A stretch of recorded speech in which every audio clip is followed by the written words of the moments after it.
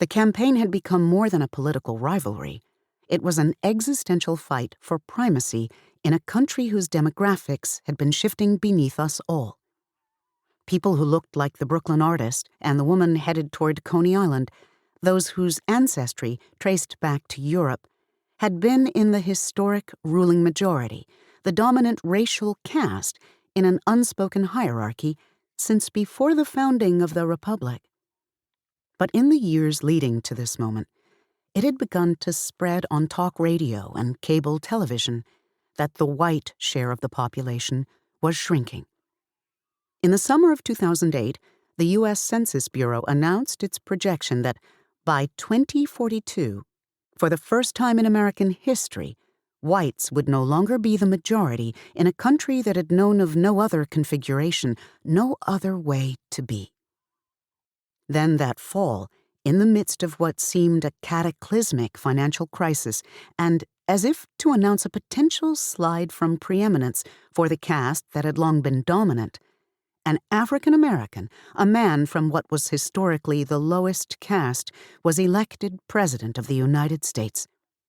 His ascension incited both premature declarations of a post-racial world and an entire movement whose sole purpose was to prove that he had not been born in the United States, a campaign led by the billionaire who was now, in 2016, running for president himself.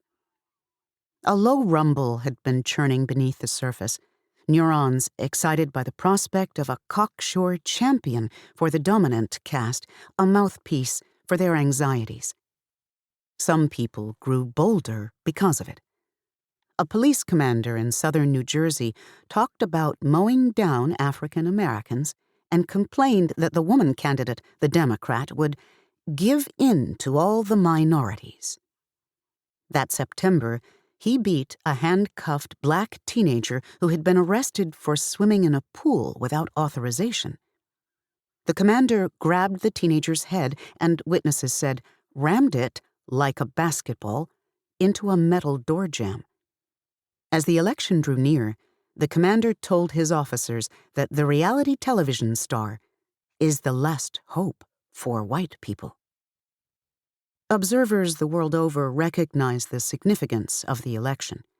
Onlookers in Berlin and Johannesburg, Delhi and Moscow, Beijing and Tokyo stayed up late into the night or the next morning to watch the returns that first Tuesday in November 2016.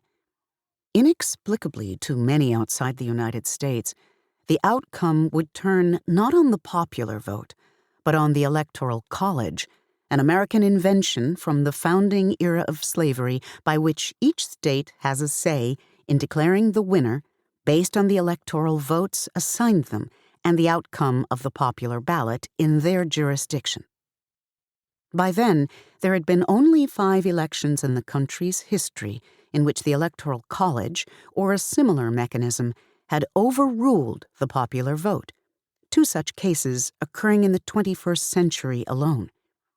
One of those 2 was the election of 2016, a collision of unusual circumstance. The election would set the United States on a course toward isolationism, tribalism, the walling in and protecting of one's own, the worship of wealth and acquisition at the expense of others, even of the planet itself. After the votes had been counted and the billionaire declared the winner, to the shock of the world and of those perhaps less steeped in the country's racial and political history, a man on a golf course in Georgia could feel freer to express himself. He was a son of the Confederacy, which had gone to war against the United States for the right to enslave other humans. The election was a victory for him and for the social order he had been born to. He said to those around him, "I remember a time when everybody knew their place.